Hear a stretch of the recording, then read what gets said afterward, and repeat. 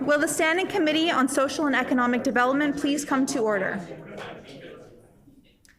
Before the committee can proceed with the business before it, it must elect a chairperson. Are there any nominations?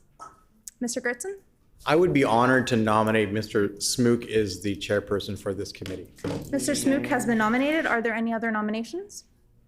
Hearing no other nominations, Mr. Smook is elected chairperson. Please take the chair.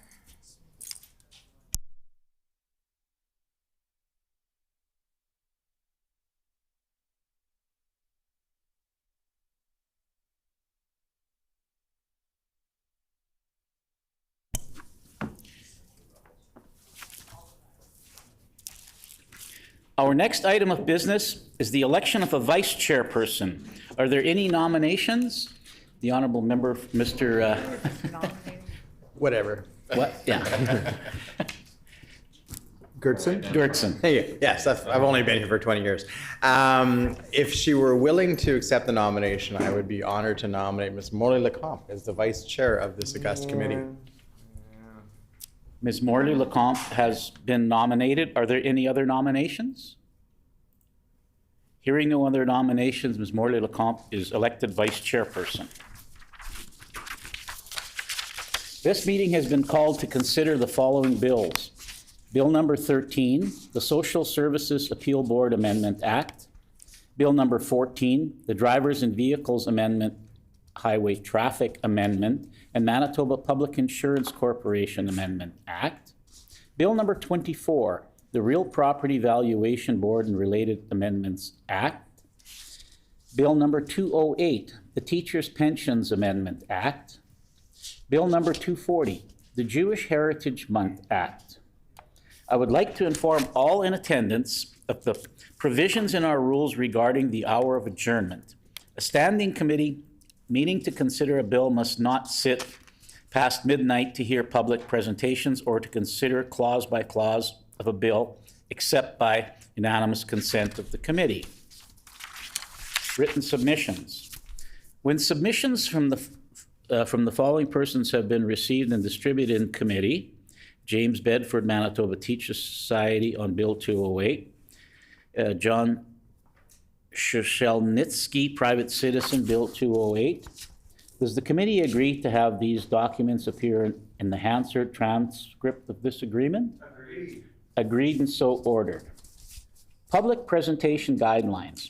Prior to proceeding with public presentations, I would like to advise members of the public regarding the process for speaking in a committee. In accordance with our rules, a time limit of 10 minutes has been allotted for presentations, with another 5 minutes allowed for questions from committee members. Questions shall not exceed 30 seconds in length, with no time limit for answers. Questions may be addressed to presenters in the following rotation. First, the minister sponsoring the bill. Second, a member of the official opposition. And third, an independent member. If a presenter is not in attendance when their name is called, they will be dropped to the bottom of the list. If the presenter is not in attendance when their name is called a second time, they will be removed from the presenter's list. The proceedings of our meetings are recorded in order to provide a verbatim transcript. Each time somebody wishes to speak, whether it be an MLA or a presenter, I first have to say the person's name.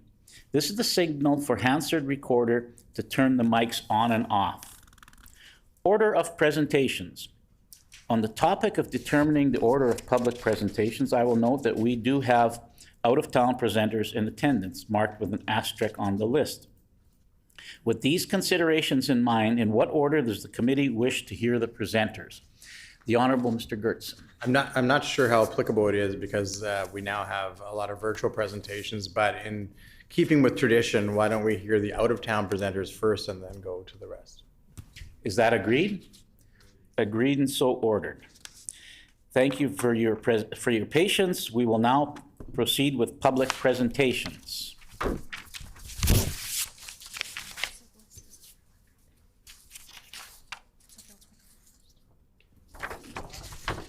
We will be doing bill number 24 first, the Real Property Valuation Board and the Related Amendments Act.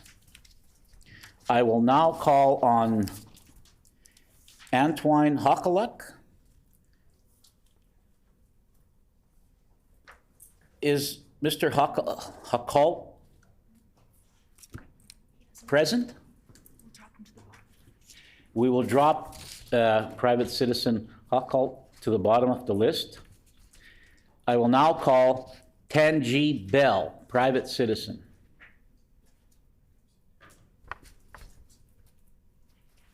Yes.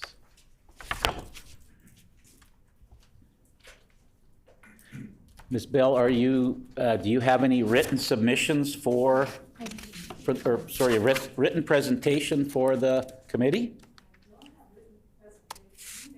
Everybody okay? I don't have written presentations, but I did send some visual material. I was told that it would be, there we go. Okay, while that's being distributed, you may start with your presentation. Much. And thank you for this opportunity to present my concerns on Bill 24, the Real Property Valuation Board and Related Amendments Act, and how it relates to my property and neighboring properties from proposed mining operations. Bill 24 abolishes the Surface Rights Board and transfers certain valuations done by the board to the Real Property Valuation Board. The result of this is a diminished ability to be able to deal with matters related to surface rights, which are not simple valuations. There are a number of concerns. One, will the Real Property Valuation Board have individuals on the board who adequately represent the interests of those who own surface rights? It would be logical to have on the board a landowner who has an oil well on their property and who understands well the valuation of the property and the impact of the oil well to be drilled on the property. It would similarly be logical to have a landowner on the board who may have wells drilled on their property as part of a sand mine. Such wells are to be drilled so that the water and sand can be extracted. What will happen to other issues in relation to surface rights, which could have gone to the Surface Rights Board? There are important issues related to the operation of such mines and the impacts on landowners, in particular, on the surface of their land and on wells drilled for drinking water on their land. Contamination of groundwater is a serious consideration here. To be specific, currently a silica sand mining project is proposed for southeastern Manitoba. Its attached silica processing plant has gone through a separate provincial environmental assessment and handed a license. In June of this year, the mining company attempted to bypass the required conditional use hearing to construct and operate the plant by proposing a new zone district. Our municipal council denied their application on the advice of the manager of regional planning, a WSP planning, and our own municipal planning department. Each confirmed that the company's zoning application was not warranted and that a conditional use must be applied for and with the required public hearings. The company has appealed our municipal government's decision and it is now scheduled for a municipal board hearing. The proposed mining has also gone through a provincial environmental assessment separate of the plant and is scheduled for review by the Manitoba Clean Environment Commission. The mining will occur directly in the only fresh water sources for southeast Manitoba. Over 300 double-cased 16 and 12-inch sized boreholes will be drilled each year. This does not include the additional test holes used to confirm the geological structure. Each borehole is spaced 18 meters apart in clusters of 5. After sucking up the sand and water from the aquifer and sand production declines, these boreholes are sealed and abandoned. What remains on our properties is a series of abandoned boreholes that are drilled through the till, the carbonate aquifer, through the shale aquitard, and terminate over 200 feet into the sandstone aquifer. In just the first 4 years of mining, approximately 1,300 wells will cover the land. Larger properties will have several of these cluster mines, while smaller properties may have a substantial amount of their land affected. Since the silica sand is found in the Winnipeg Formation, The extent of sealed and abandoned boreholes can potentially cover the entire footprint of the formation, which extends throughout much of southern and central Manitoba, where it forms a regional aquifer and is an important source of water for southeastern Manitoba and the Interlake area. In most other areas, the aquifer is saline. This mining is currently under consideration, and if allowed, will impact hundreds of thousands of Manitobans. Bill 24 must consider this impact to property and water and makes appropriate specifications to protect Manitobans. Sealed and abandoned boreholes present a problem that must be addressed by the committee. Future land uses will be incompatible at these decommissioned mine sites and be limited in perpetuity by the abandoned wells. We no longer will be able to subdivide our properties, make space for family, lay foundations for homes and outbuildings, necessary septic systems, landscaping, ponds, dugouts, livestock operations, fertilizing, tilling, basically our work. Our ability to work the land and be sustained by the land and enjoy the land is obstructed. The option of selling is not viable. Who will buy a decommissioned mine site, let alone live by a mining operation that operates 24/7? The land is devalued along with our pastoral country lifestyle. Sealed and abandoned wells are permanent sources of contamination to the groundwater from surface sources because seals and casings will eventually fail. This presents a problem for abandoned boreholes on agricultural cropland and hayfields that will be exposed to agricultural chemicals and manure. We all are aware of the Walkerton, Ontario tragedy where manure runoff sparked an E. coli outbreak that killed 6 people in 2000. This can easily happen here in Manitoba as the proliferation of abandoned boreholes increases the probability for water contamination.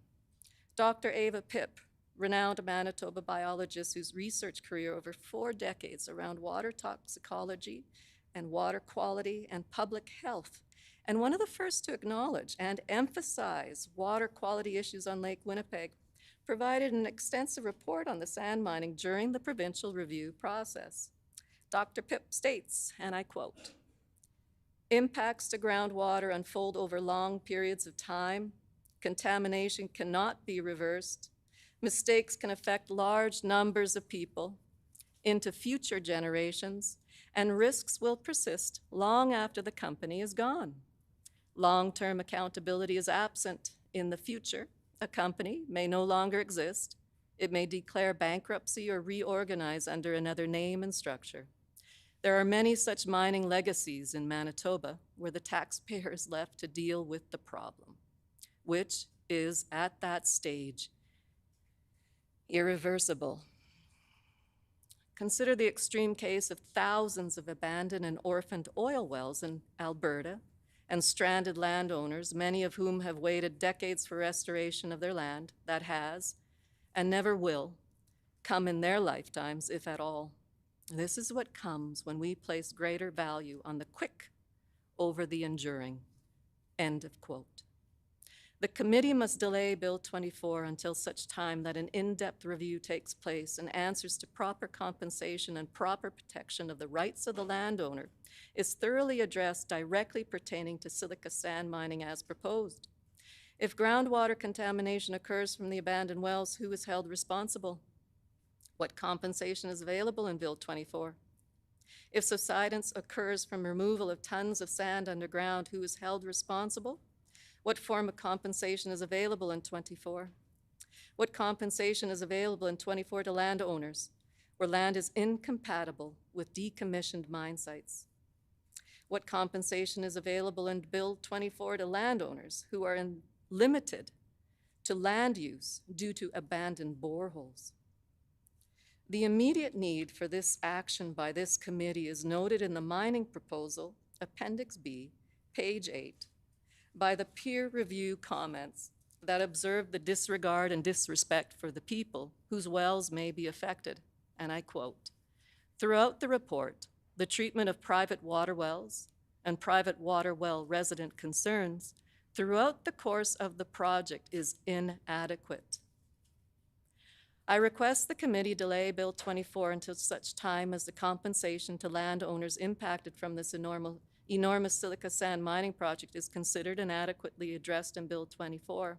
I would also request that the Surface Rights Board remains under this bill to hear concerns, as it will be extremely necessary and appropriate in this regard.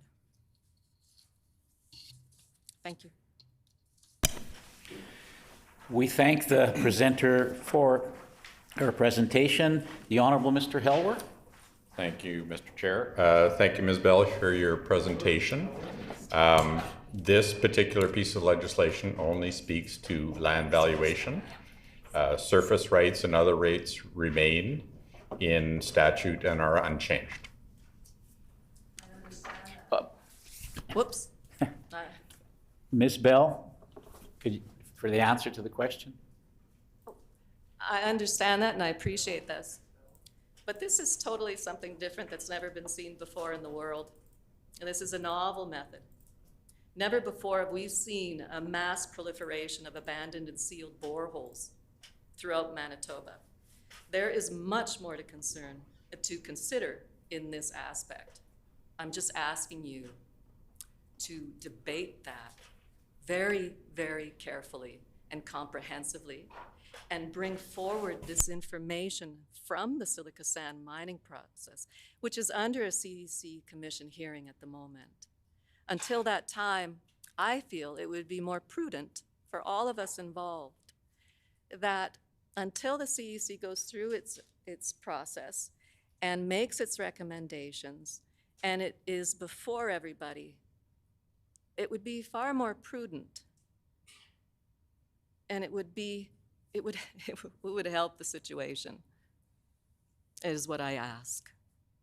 I understand you're saying that the surface rights, but there's lots to this project that is being overlooked, that was never considered in the surface rights. Mr. Wiebe? Well, thank you very much, Ms. Bell, for joining us here this evening. I appreciate your insight as somebody who's there literally on the ground, knows the land very well, obviously, and I think can shed some real perspective on it for us as legislators. You began your presentation talking about the moving of the responsibilities from the Surface Rights Board to the Municipal Board. And I'm sure you know we have criticized the additional work that the Municipal Board is going to need to do. Mr. Wiebe's time has expired. You're allowed 30 seconds to ask the question. Yeah. Can Mr. Wiebe finish? Mr. Wiebe? Mr. Wiebe? Well, I appreciate the indulgence of the committee. My question is simply where the appeal process is at, or where the process is at. You had mentioned that this was before the board, and I just wanted to know if you could shed any light as to where that is at with the board. Ms. Bell? The appeal process municipally, it was a zoning, they wanted to rezone, the corporation wanted to rezone the land to a different zone they came up with, they created, that would bypass the conditional use hearing and thus the development agreement.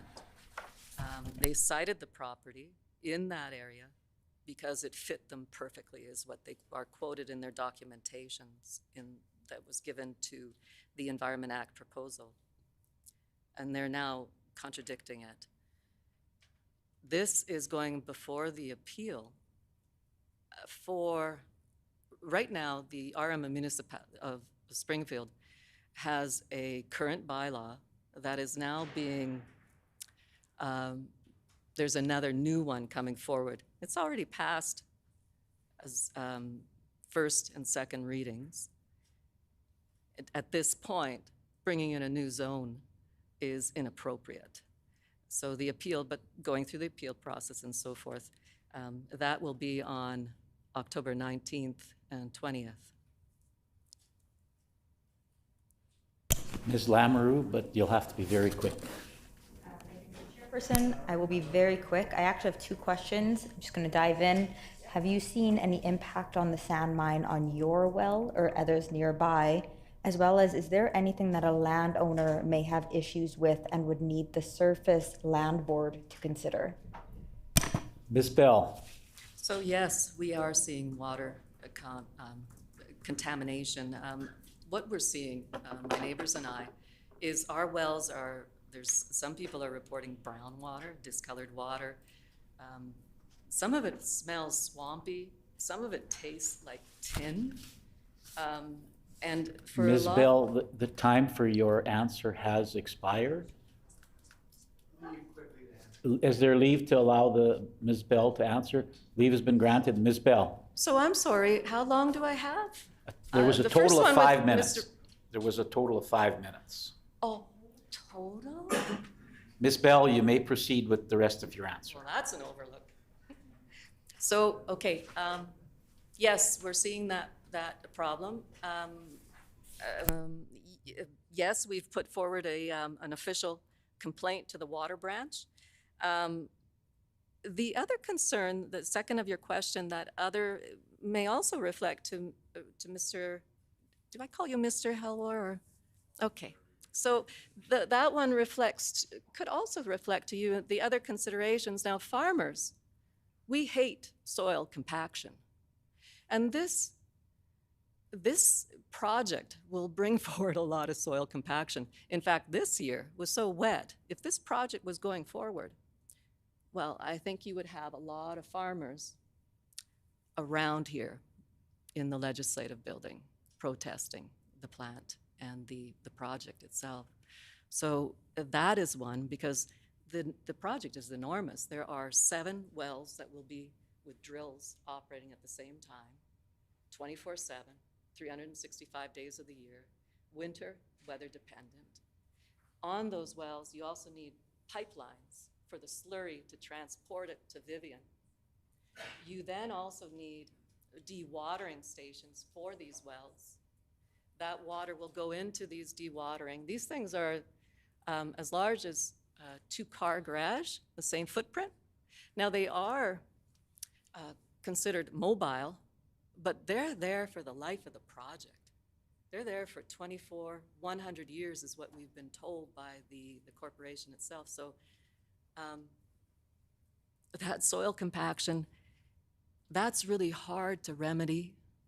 The amount of time we have to put in to do that, if at all we can get that land back to producing, that is a surface problem that needs to be addressed specifically for this. Like I said, I think the Surface Land Board, if you had individuals on it that were knowledgeable, that are actual people on the ground, would go a long way in protecting people, in protecting the best interest of Manitobans. Is that? We thank you for your presentation and answers. Before we move on to the next presenter, I'd like to inform the committee and presenters that there is a clock in front here that you can see. Questions are limited to 30 seconds, and we have a total of 5 minutes for the question period, question and answers.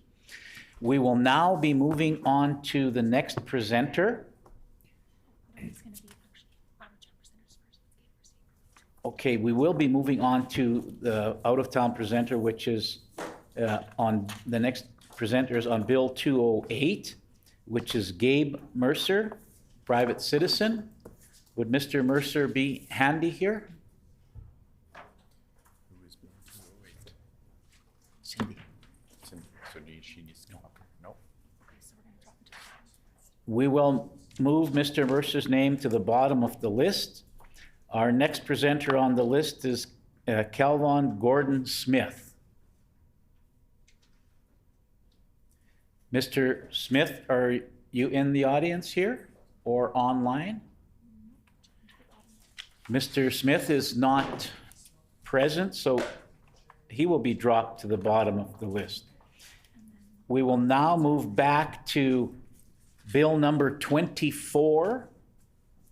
And I will now call on Ernie Nathaniel. And Mr. Nathaniel is online. Mr. Nathaniel?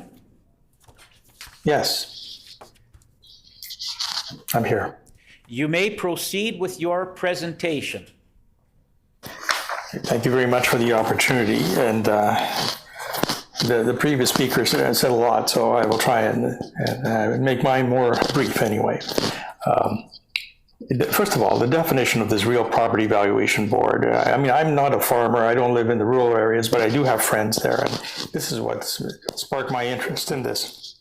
And it will encompass applications, appeals, and compensation for the Expropriations Act, the Land Acquisition Act, the Municipal Assessment Act, and the Surface Rights Act. That's what my understanding of it is. Now, when Cindy Lamoureux asked Mr. Helwer, who's the Minister of Labor, Consumer Protection and Government Services, about how will service rights be enforced under Bill 24, he replied, like he did today actually, particular act talks about land valuation only.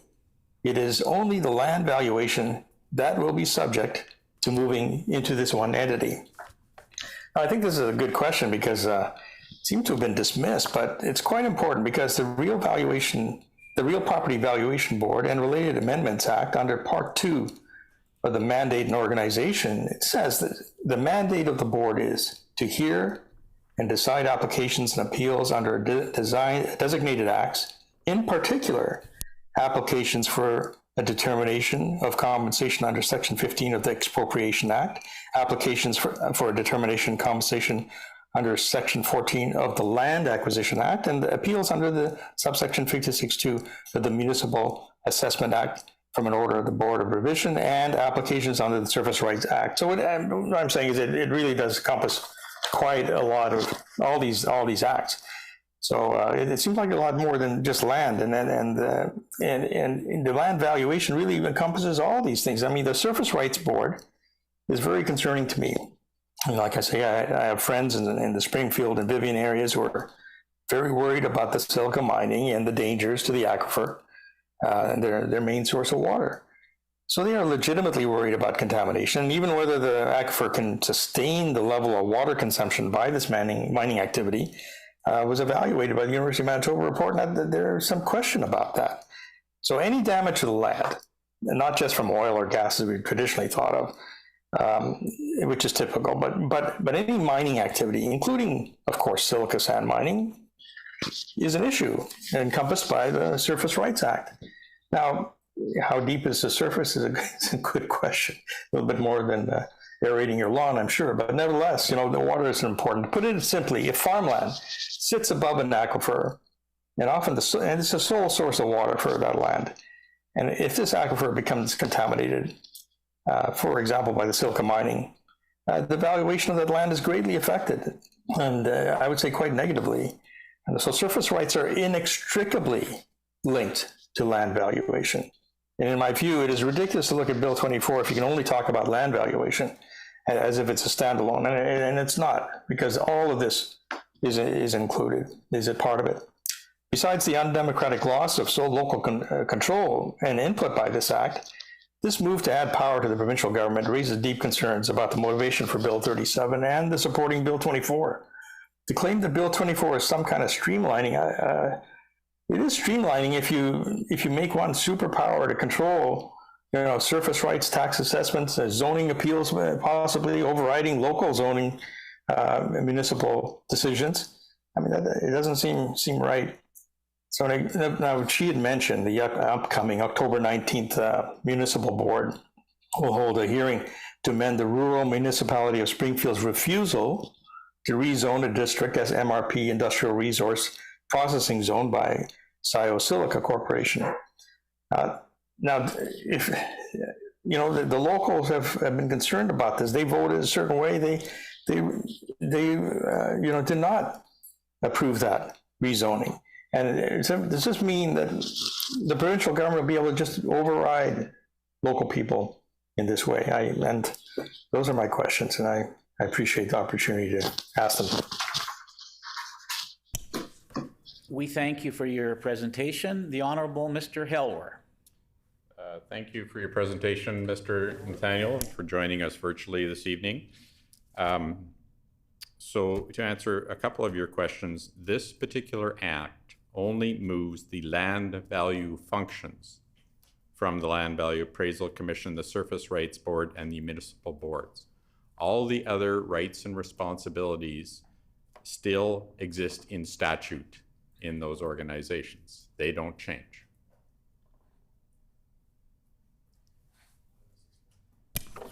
Mr. Nathaniel? Sorry. Yes, will the local people be able to ask, intervene in those questions? Or will they be able to address somebody? Because Ms. Lamoureux asked what was the mechanism for those appeals for the surface rights? And I don't know if that's really been established.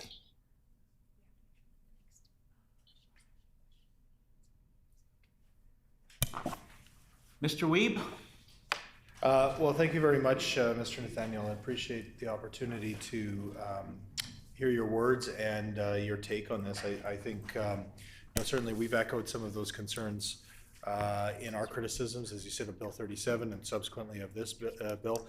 I guess my question is, with regards to the loss of local democracy and local say, is your biggest concern there that, as you said, these won't necessarily be appealable, or is it that the makeup of the board and the consolidation of power and control out of the minister's office your biggest concern?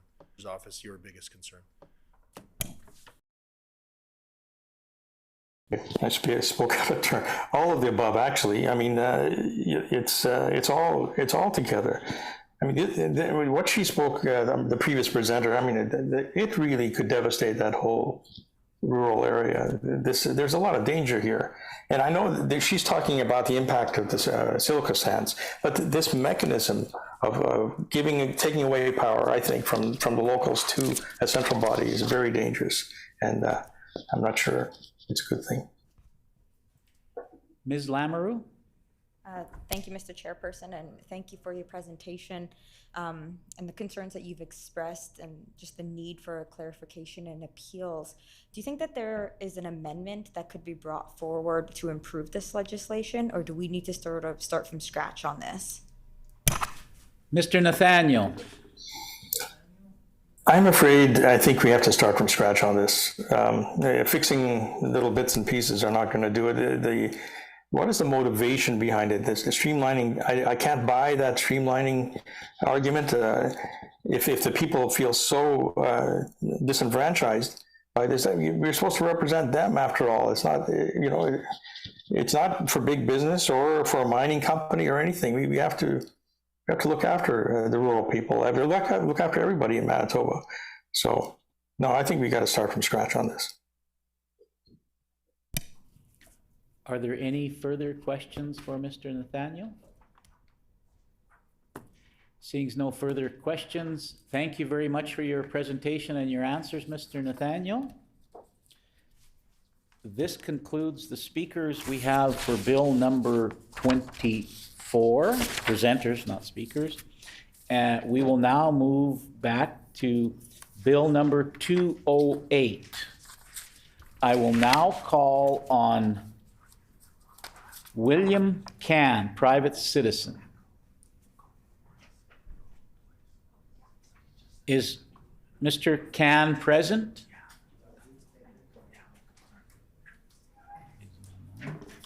Is Mr.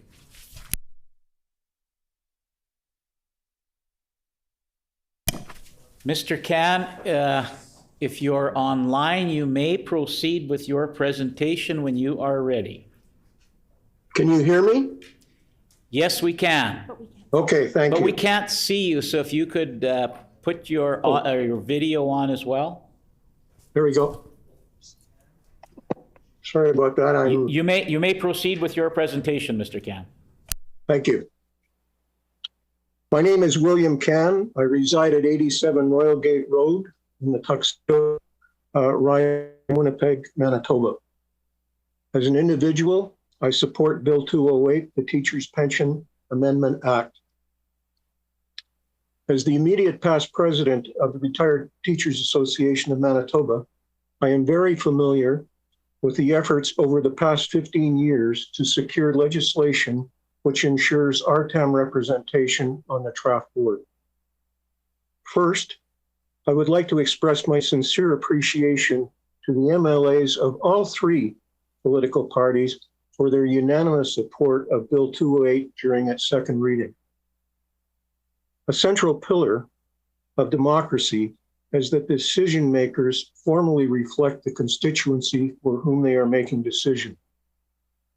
Currently, the draft board decisions are made without formal RTAM member at the table, although the decisions directly affect approximately 16,000 retired teachers across Manitoba. When MLA Cindy Lamoureux introduced Bill 208 to the legislature, she used the example of Prince Edward Island. In PEI, 4 persons are appointed by government ministers, 3 persons are appointed by the Prince Edward Island Teachers Federation, and 1 pensioner is appointed by the Prince Edward Island Retired Teachers Association.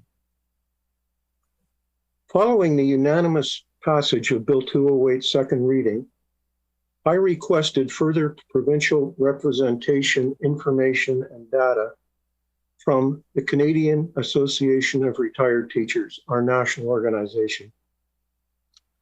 I was informed that in addition to Prince Edward Island, Newfoundland and British Columbia also have a seat on their respective teachers' pension boards.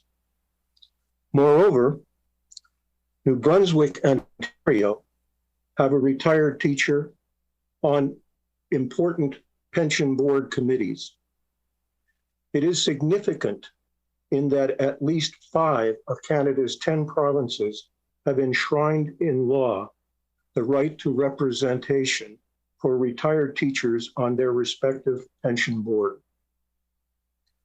Most pension plans have an array of voices around the table. Draft and Manitoba should follow this example. I would like to close by thanking the committee members for their time in listening to my presentation. Finally, I want to stress the importance of this bill being passed without further delay. Thank you. We thank you for your presentation, Mr. Can. Ms. Lamoureux? Mr. Chairperson, and I'd like to thank you for your presentation this evening and just all the hard work that you've done over the last, I believe this was actually first introduced back in 2006 and a couple of times since then, and just really want to commend you and your whole team on the continuous efforts, and hopefully we'll see it move forward.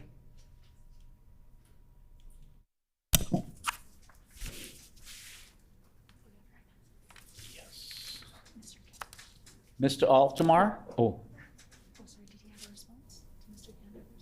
Oh, sorry, Mr. Can. Would you like to respond to that?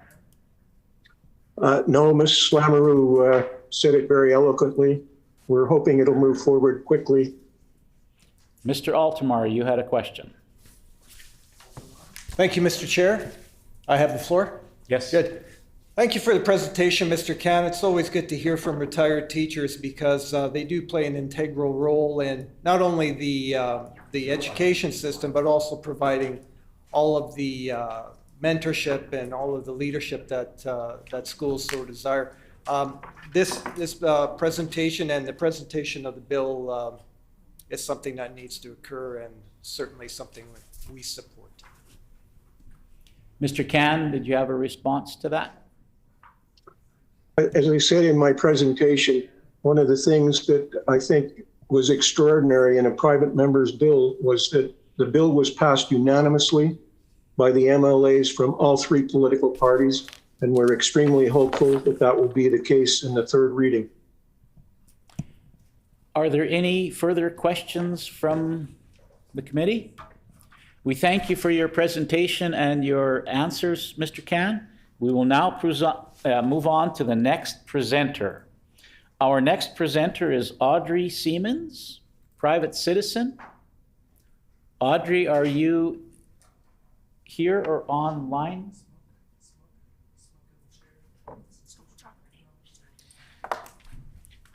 Audrey is not present. Her name will be dropped to the bottom of the list.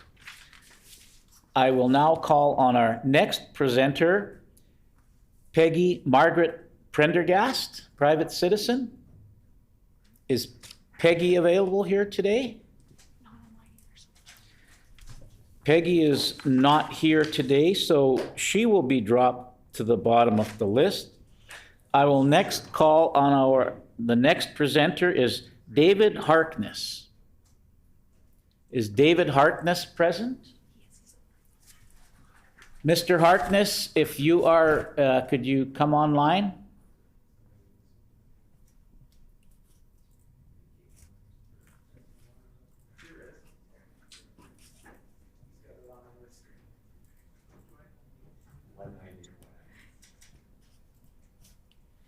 There we are. Mr. Harkness, you may proceed with your presentation when you are ready. Mr. Harkness. Thank you, Chair. I'd like to start by congratulating the three parties for their support of this bill. It shows that the legislative process here in the North has not become the blood sport that has occurred to our neighbors to the South, but is still instead a way to serve the citizenry, and with civility, might I add. Over the last couple of decades in North America, we've seen pension plans evolve from being simply a burden on employers that they must bear to garner a willing workforce to a partnership between employer and employee. And I think that's a healthy thing. It does make for better relations and better life all around.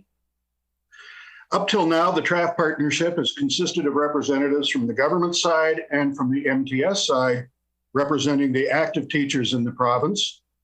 And while that's good, it does engage two of the stakeholders in the plan, but it has not formally addressed the inclusion of the retired teachers for whom ultimately the plan exists. Either side could have, and in past has, opened a seat to a retired teacher, but they were not obligated to.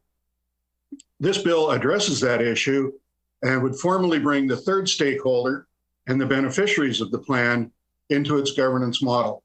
This is good news indeed. A retired teacher on the board brings the benefit of lived experience. Retired teachers live on and with their pensions as a fact of daily life, not as when we were younger, that benefit that appears at the end of a very long teaching journey. We know that retired teachers are legendary for their watching of finance. After all, we're old, but we're not deaf. But it is for good reason. Our TRAF pension is not fully indexed, and as inflation rises, our buying power and hence our ability to live life as we have is compromised. Let me give just a couple of illustrations of why it's important to have a retired teacher on the board to tell these stories. I retired in 2013 and have been fortunate enough to get some cost of living increases, but it, of course, did not match completely with inflation, as the plan was not originally set up to be fully indexed. Times change. The annual inflation figures since I retired total about 15% on just year-by-year basis. And some of my students would have said, well, that is unfortunate, but it's only 15% over about 10 years. And that's when teachers around the province seize the teaching moment and deliver a quick lesson in compound interest. Using the Bank of Canada's inflation calculator, we see that that 15% total flat sum works out to 24% when compounded. Fortunately, we have had some adjustments through the pension adjustment account, but recent projections from TRAF itself are predicting a 0.91% cost of living adjustment for the foreseeable future. Our current inflation rate, as you know, has come down to 7% from 8% recently, but the cost of food is now running at 10% year over year as an inflation value. We haven't seen that sort of inflation since the mid-70s when I was a student in high school out in Virden, Manitoba. So let's take a look at what 20 years of inflation would do using the rates from 2000 to 2021 for an average teacher retiring today at age 60 with a $3,000 pension. The 2000s and the 20-teens are the two lowest average inflationary decades since the 1960s, by the way. The average life expectancy in Canada right now is about 82 years, So figure 22 is a retirement, or 22 years of retirement for our mythical average teacher. Without a fully indexed plan, if inflation followed as it has for the past 20 years, that teacher would lose 49% of the buying power of their base pension. With a 0.91 COLA adjustment, you can see that longevity and a non-indexed pension are not a good combination. Thankfully, that teacher would receive CPP and OAS at various points, both of which are fully indexed. Some of my high school teachers from Verdon Collegiate, go class of 76, are still around, and I fear that they do not have the kind of pension income that's commensurate with the incredible effect that they had on my life. Having a retired teacher on the board to tell those stories and to encourage decision-making that will help those pensioners and future pensioners will be valuable to the board and invaluable to the teachers of Manitoba upon their retirement. I thank you all for your support of this bill, and I wish you well in the current session. We thank you for your presentation, Mr. Harkness. Ms. Lamoureux? Thank you, Mr. Chairperson, and thank you, Mr. Harkness, for your presentation and your time this evening. Logistically, we see how this is a really good idea. You've demonstrated that with your math skills here this evening. And I was just wondering, on more of a personal level, having another seat at the draft board, what would that mean to you personally? Mr. Harkness? Sorry. Well, it means a couple of things. One, back to subbing or term teaching or some other employment, or cutting back on, not rent because the house is paid for, but it has expenses, turning the heat down, eating differently, not traveling as much, keeping the truck many years longer than I currently have. So it has a financial effect on me so far, but we have teachers who up to just recently were at 111 years old. And if you can imagine how small that pension was when it first started and the effects of inflation on that, I think you have a pretty good idea of what the long road looks like.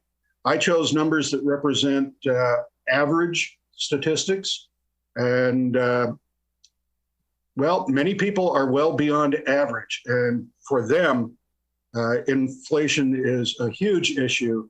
And for them, a retired teacher on the board as a voice for their interests and their concerns is really invaluable. Are there any further questions for Mr. Harkness? We thank you for your presentation, Mr. Harkness, and we will now move on to the next presenter. Our next presenter is Guy Hansen. Guy Hansen, possibly? Is Mr. Hansen here? I am, but it's an error. I find this very interesting.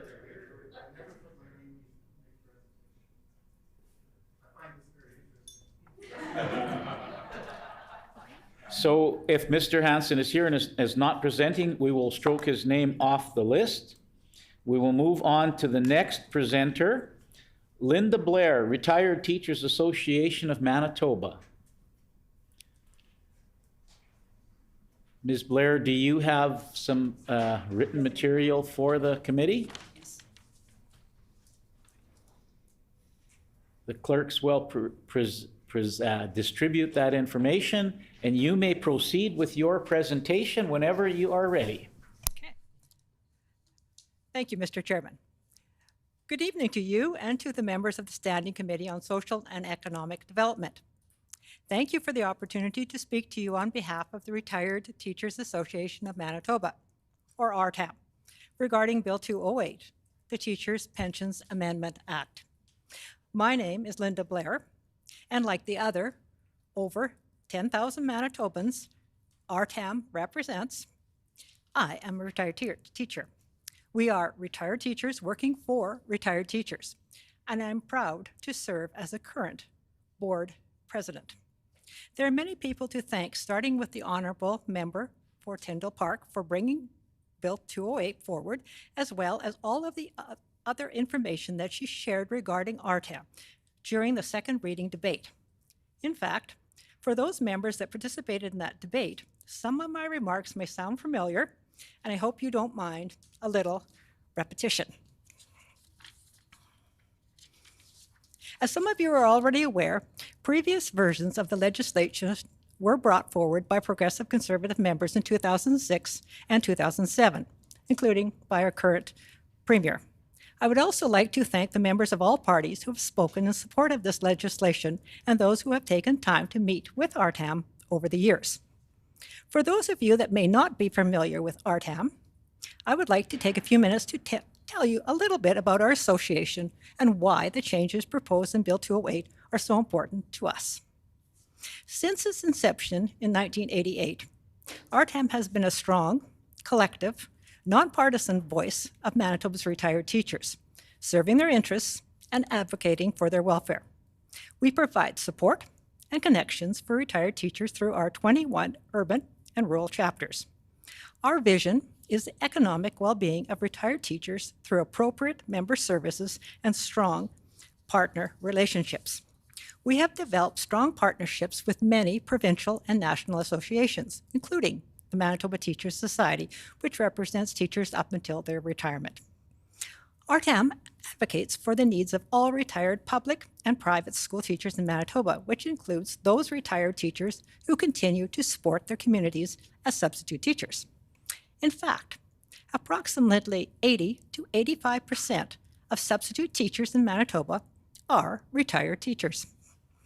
RTAM is also one of 7 members of a Manitoba Seniors Coalition of other like-minded seniors groups, ensuring that our collective voice includes advocating for retired teachers. Membership in RTAM is voluntary, and members are offered several benefits, including access to comprehensive and economic travel insurance plans, as well as access to competitive extended health and dental insurance plans. This also includes advocacy. One of RTAM's guiding beliefs is that retired teachers should have better democratic representation in Manitoba. One of our key objectives over the past several years has been to create a seat for RTAM on the Teachers Retirement Allowances Fund Board, TRAF. TRAF oversees the pensions of public school teachers in our province, and with this bill, we will be able to nominate someone to join the TRAF board. This didn't happen in the past, despite the fact that we contributed to TRAF over our working lives. There is a precedence for this practice in Prince Edward Island, where a retiree is one of 8 voting members of the Provincial Teachers Pension Plan Commission. In PEI, the Commission, and I quote, advises the Ministry of Finance on administrative pension issues and provides a forum for the purpose of reviewing issues which may arise in administering the plan. This forum permits open consultation on matters relating to the Teachers Pension Plan Act. End of quote. While this legislation may follow the path that began in PEI, it would go a long way in helping retired teachers in Manitoba to have more of a say in their future. As has been mentioned, retired teachers continue to be a resource, not only to students, school administrators, and parents, but also to their communities at large. During the height of the pandemic, in addition to our work as substitute teachers, retired teachers also volunteered to help newcomers to Canada, including those arriving from Ukraine and Afghanistan. We signed up more than 130 volunteers to support Needs Incorporated and MANSO, the Manitoba Association of Newcomers Serving Organizations. We have also since started a partnership with the Ukrainian Cultural and Educational Center, and we are recruiting volunteers to teach their newcomer programs. We would be remiss if we did not take the opportunity to quickly mention a couple of other issues for which RTAM is currently advocating on behalf of our members. One being official recognition in legislation as the organization that speaks and acts on behalf of all retired teachers in the province. Secondly, members of this committee and all Manitobans are well aware of the challenges recently brought on due to rising inflation rates. The impact of rising costs and inflation really hits all the retirees and obviously those with a fixed income very hard. This especially impacts our older members, particularly those who retired in the 1970s. RTAM recognizes that inflation itself is a complex issue, making any solutions doubly so. and by no means are our members the only ones affected by it in this province. We look forward to continuing the dialogue with government and other stakeholder groups on this important issue to our members, as retirement income security is a big piece of the puzzle. However, our main point tonight is that the passage and implementation of Bill 208 would be a big step in the right direction for Manitoba's 10,000 plus retired teachers. We thank you for your support to date. RTAM would like to thank the committee members for the opportunity to speak with you tonight, and also the members of the Legislative Assembly for voting to support Bill 208 at second reading. We are hoping that that support continues, and we appreciate the opportunity to address any questions you may have tonight. Thank you. Ms. Lamoureux. Thank you, Mr. Chairperson, and thank you, Ms. Blair, for your presentation and all the work that you've been doing towards this legislation. You spoke about the 10,000 members that RTEM represents. I think it's over 10,000 members now. Can you talk a little bit about if all those members are in Winnipeg? Are they sort of spread throughout Manitoba? Just a little bit more about that membership. Ms. Blair. Membership is close to 15,000 actually, and it encompasses teachers who have taught in Manitoba. They reside numerous places. Okay, I was chair of the Wellness Committee, and as chair, and of course we couldn't have in-person events, and we had online ones. We had people from Ontario, BC, Alberta, all attending. Yeah, they reside all over the place. The Honourable Mr. Iwasko. Mr. Chair, and thanks Ms. Blair for coming tonight and giving us your presentation, and congratulations on the hard work of our TAM over the years. I know it's been quite some time since I've been working with our TAM and all of your executive members and retired teachers, of course, and again, kudos to the MLA for Tyndall Park, and look forward to seeing this get through committee stage tonight and moving forward. Mr. Altamar. Thank you, Mr. Chair. Thank you, Ms. Blair. This is a presentation. Sorry, I should have asked Ms. Blair to respond. My fault. Ms. Blair? I'll just say thank you. I look forward to meeting with you. Yes. Mr. Altamar. Thank you, Mr. Chair. I'll just say that I look forward to third reading. Thank you. Ms. Blair? We thank you very much for your presentation, Ms. Blair. Okay. We will now move to the presenters that were not present when they were first called. Antoine Huckholt. Is Mr. Huckholt present?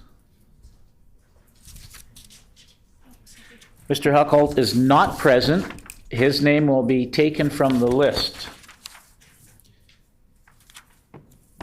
Gabe Mercer. Is Gabe Mercer present?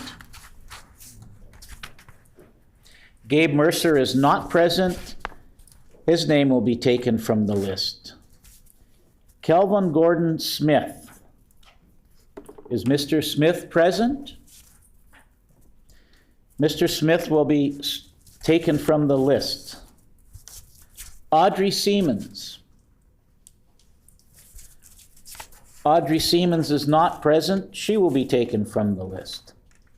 Peggy Prendergast. Is Peggy Prendergast present? Peggy Prendergast is not present. She will be taken from the list. Yeah. This concludes the list of presenters I have before me.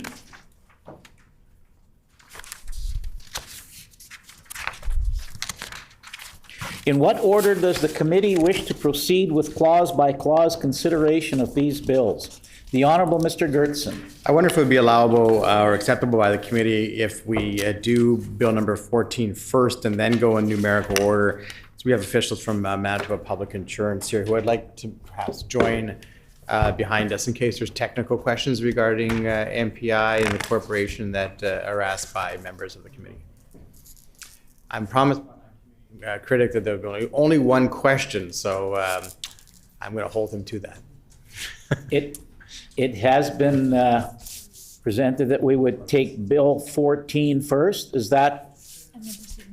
And then proceed in numerical order. Is that agreed by the committee?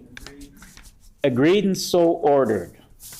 We will now proceed with clause by clause of Bill number 14.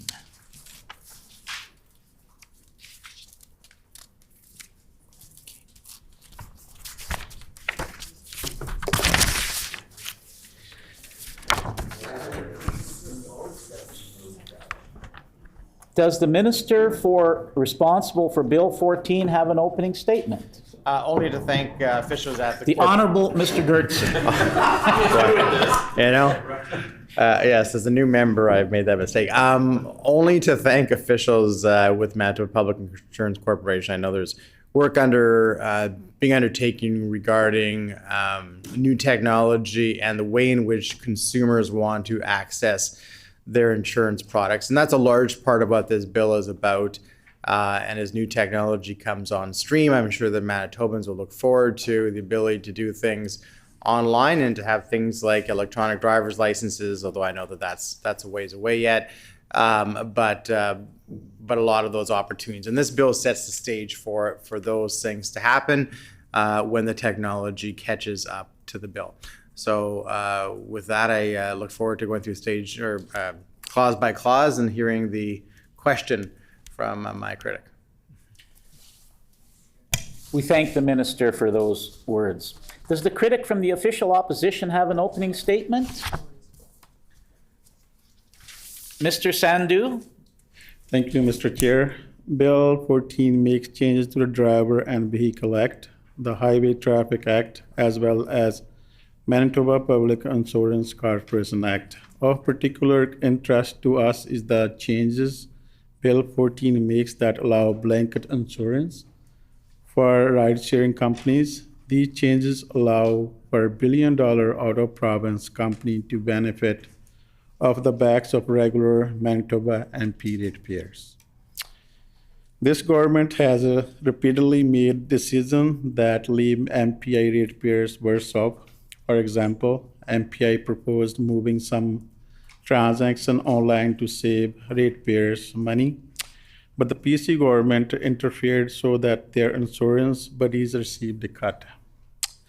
This interference resulted in Manitoba having to pay more. As well, the PC government approved a $125 million transfer from MPI's reserve to offset their shortfall on the administration of the Driver Vehicle Act. The ratepayers then lost a whole 10% rebate, costing them hundreds of dollars. Rather than passing legislation such as Bill 14, I would urge the minister and his government to prioritize the needs of MPI ratepayers. Thank you. We thank the member for his statement. During the consideration of a bill, the enacting clause and the title are postponed until all other clauses have been considered in their proper order. Also, if there is an agreement from the committee, the chair will call clauses in blocks that conform to pages, with the understanding that we will stop at any particular clause or clauses where members may have comments, questions, or amendments to propose. Is that agreed? Agreed. Agreed and so ordered. Bill number 14. Shall clauses 1 and 2 pass? Pass. Clauses 1 and 2 are accordingly passed. Shall clauses 3 through 5 pass? Pass. Clauses 3 through 5 are accordingly passed. Shall clauses 6 through 8 pass? Pass. Clauses 6 through 8 are accordingly passed. Shall clauses 9 through 13 pass? Pass. Clauses 9 through 13 are accordingly passed. Shall clauses 14 through 18 pass? Pass. Clauses 14 through 18 are accordingly passed. Shall clauses 19 and 20 pass? Pass. Clauses 19 and 20 are accordingly passed. Shall clauses 21 and 22 pass? Pass. Clauses 21 and 22 are accordingly passed. Shall clauses 23 through 26 pass? Pass. Clauses 23 through 26 are accordingly passed. Shall clauses 27 through 30 pass? Clauses 27 through 30 are accordingly passed. Shall clauses 31 through 33 pass? Clauses 31 through 33 are accordingly passed. Shall clauses 34 through 36 pass? Clauses 34 through 36 are accordingly passed. Shall clause 37 pass? I hear a no. The floor is open for questions. Mr. Sandhu. So my question is on this. I just want to know how the blanket insurance works, and want to know what, if there any cost will be to the ratepayers of MPI.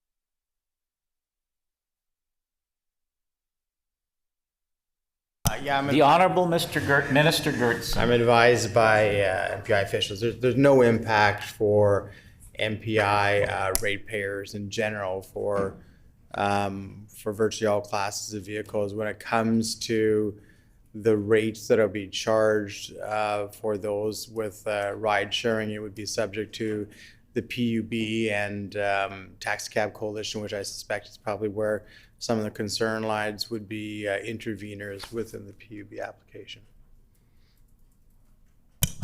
Mr. Sandhu. Well, I just want to know how the blanket insurance works.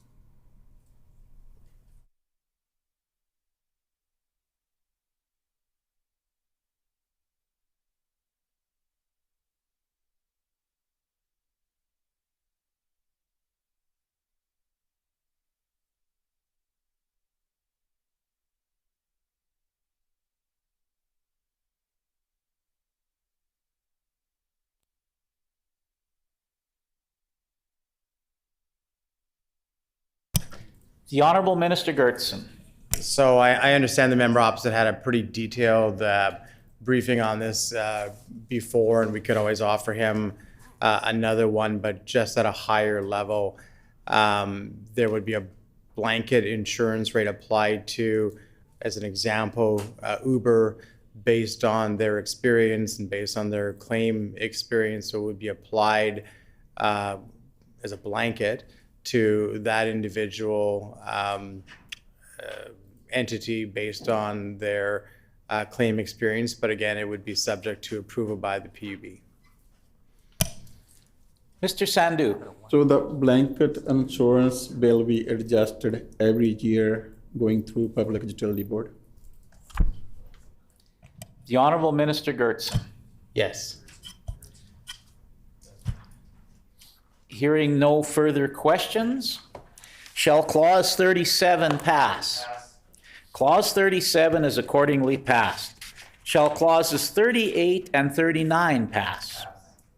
Clauses 38 and 39 are accordingly passed. Shall Clauses 40 through 42 pass? Clauses 40 through 42 are accordingly passed.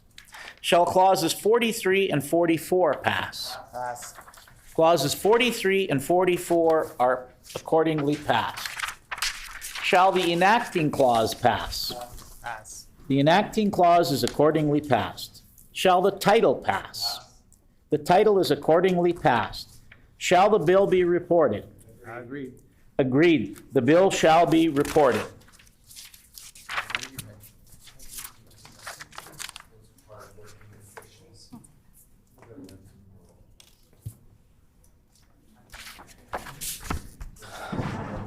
We will now move on to Bill number 13. Does the minister responsible for Bill number 13 have an opening statement?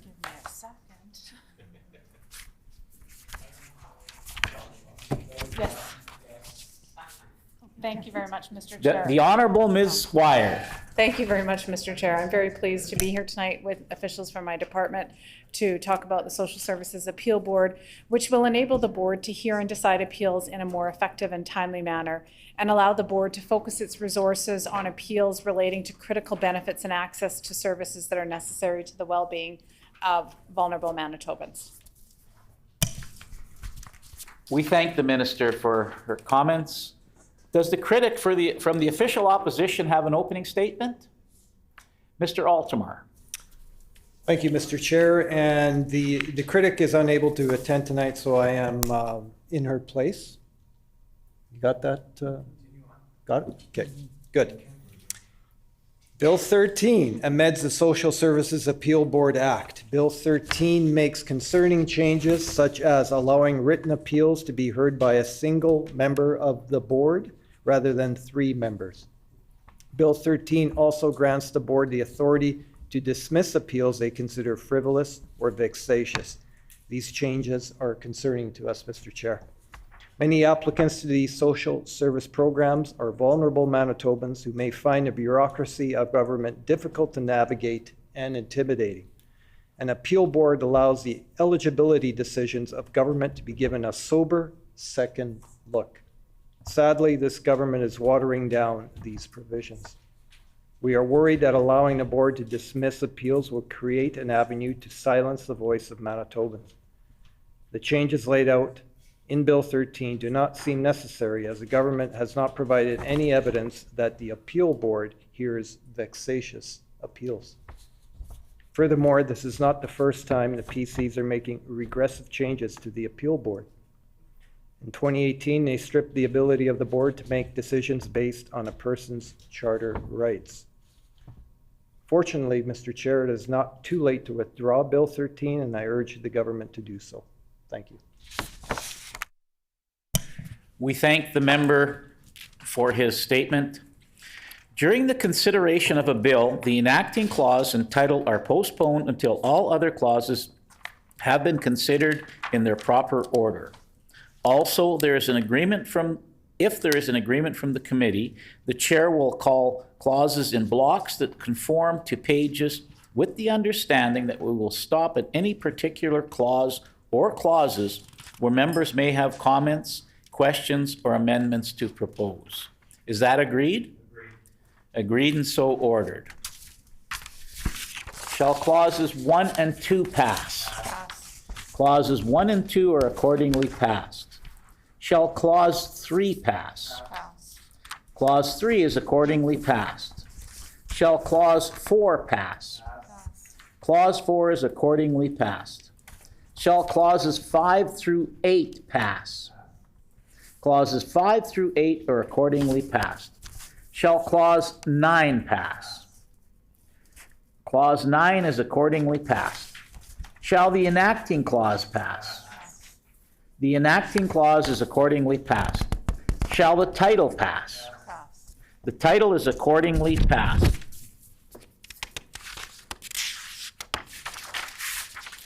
Shall the bill be reported? Agreed. Agreed. The bill shall be reported.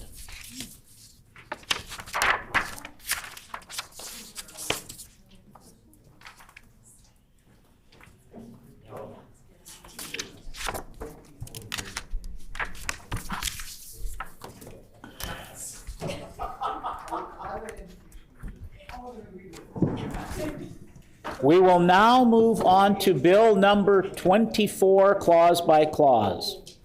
Does the minister responsible for Bill 24 have an opening statement? Yes. The Honorable Minister Helwer. Thank you, Mr. Chair. This bill will amalgamate the land value functions of the Land Value Appraisal Commission, the Surface Rights Board, and the Assessment Appeal function of the municipal boards. It will provide a role and function similar to those, but only for land valuation and land value disputes.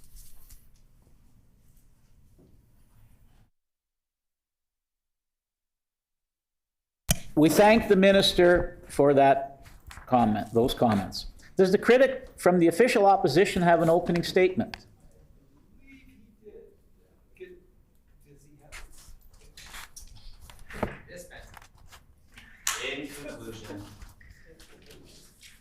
Orders of the day.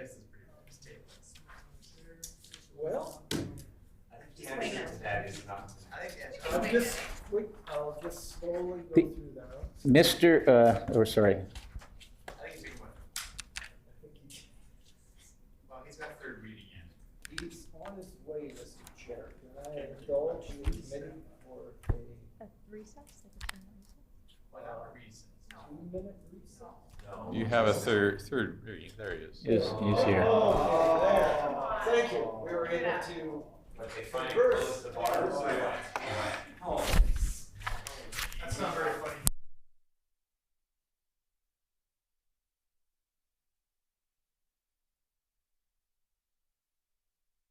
Busy guy. Does the critic from the official opposition have an opening statement? Well, of course it is. Mr. Weeb. Thank you very much, Mr. Chair. Thank you for the committee for bearing with me, and I appreciate the opportunity to put some words on the record with regards to Bill 24. Bill 24 is a direct consequence of last year's Bill 37, the Planning Amendment and City of Winnipeg Charter Amendment Act. Reeves and Mayors warned this government that Bill 37 unnecessarily took authority away from local decision makers. They also warned that Bill 37 would create more red tape and create more appeals that would then be made to the municipal board.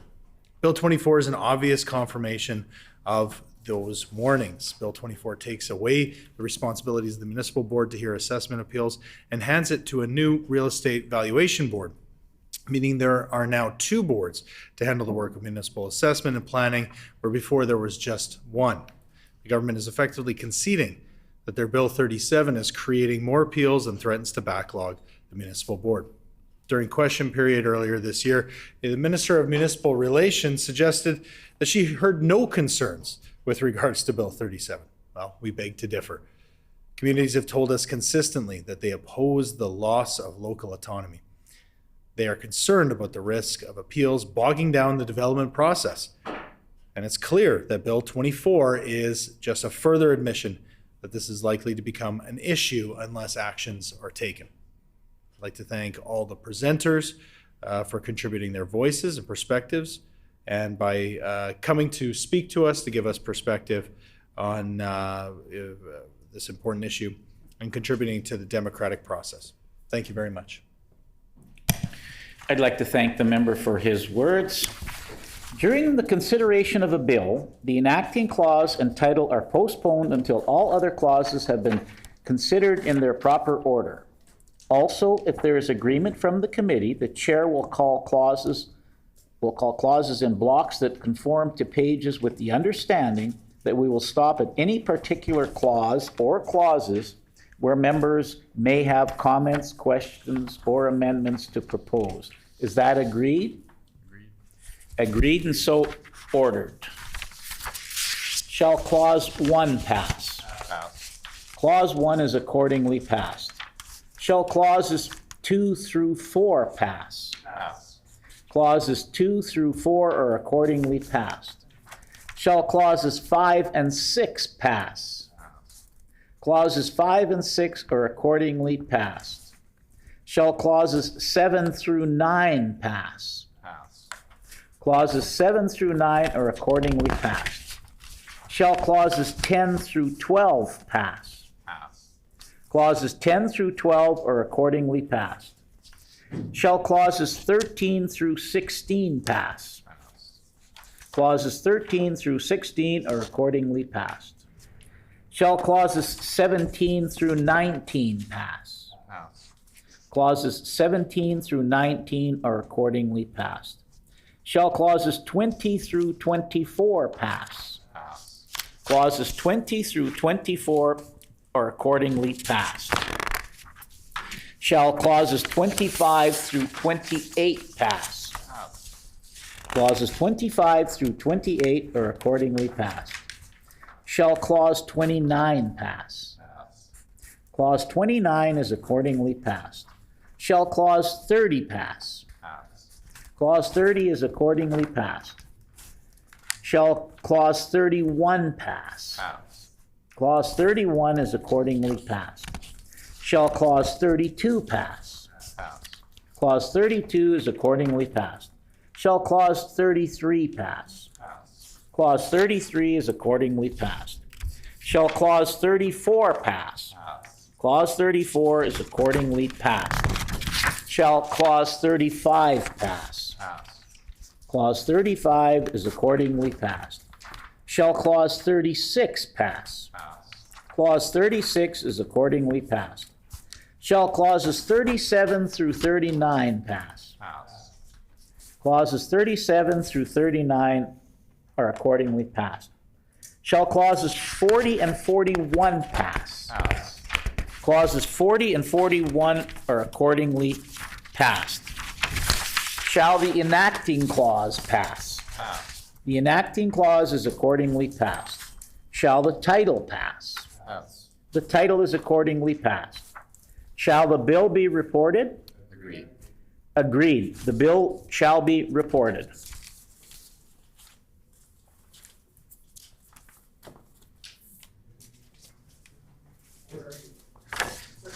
Where are you?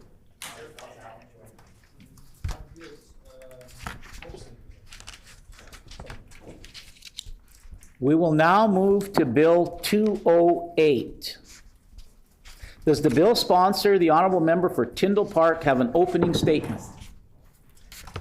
The honorable member for Tyndall Park, or Ms. Lamoureux, can have her opening statement. Thank you, Mr. Chairperson, and I'll keep my remarks short here. I know I've spent a lot of time talking about this piece of legislation inside of the chambers, and I just really want to express my appreciation to the presenters who came out this evening to present on the legislation, as well as to my colleagues. I recognize we still have to bring the legislation back into the chambers, Mr. Chairperson, but I do think it's very telling that all parties can work together on pieces of legislation, and I find that to be very encouraging and appropriate on World Teacher Day. Thank you. We thank the member for those words. Does any other member wish to make an opening statement on Bill 208? The Honorable Minister Gertson. I want to commend the member for bringing forward this bill. I think we spoke about this in the spring. It's one of the best things about this legislature when private members bring forward bills and all parties can agree upon it. I know that government traditionally passes bills, but we've always said, and this government has said, there's no monopoly on good ideas. And this is an idea that's been around for quite a while, but it took the member opposite to bring this forward in an initiative. And I want to commend her for her work. It's a legacy piece for her, although she's got a long time left in politics, I'm sure. But I think she should be congratulated for this. We thank the minister for those words. Mr. Altamar. Thank you, Mr. Chair, and thank you for the opportunity to put a few words on a record regarding Bill 208. The bill does amend the Teachers' Pensions Act to add 2 members to the TRAF board and stipulates that one of the 2 new members be a nominee of the Retired Teachers Association of Manitoba. Manitoba NDP supports teachers who are currently in the education system and those who are taking their much-deserved retirement. We want Manitoba's educators to be able to retire and enjoy their savings after years of dedicated service. Our goal is to support Manitoba teachers as they plan for retirement and ensure that Manitobans can enjoy said retirement. Our NDP team recognizes the importance of having strong public pensions that provide stable, guaranteed returns for Manitobans, Mr. Chair. Unfortunately, this current government has fought with workers and organized labor since forming government in 2016. 0, 0, and 0. All of those things have direct impact on pensions. We know that, especially when we come to actually collect those pensions. It's very important that we ensure proper relations. Mr. Chair, as you know, this is not a light subject. This is something that impacts daily Manitobans, and this is something that needs to be put on the record. And I appreciate the opportunity to put these words on the record because they are important. They affect Manitoba lives every day. Thank you to all the presenters for contributing their voices and perspective by speaking to this important issue and contributing to the democratic process. Thank you again, Mr. Chair. thank the members.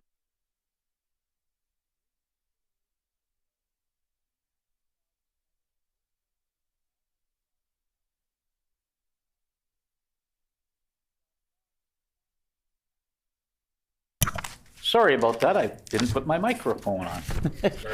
We thank the member for those words. During the consideration of a bill, the enacting clause and title are postponed until all other clauses have been considered in their proper order. Shall Clause 1 pass? Clause 1 is accordingly passed. Shall Clause 2 pass? Clause 2 is accordingly passed. Shall Clause 3 pass? Clause 3 is accordingly passed. Shall the enacting clause pass? The enacting clause is accordingly passed.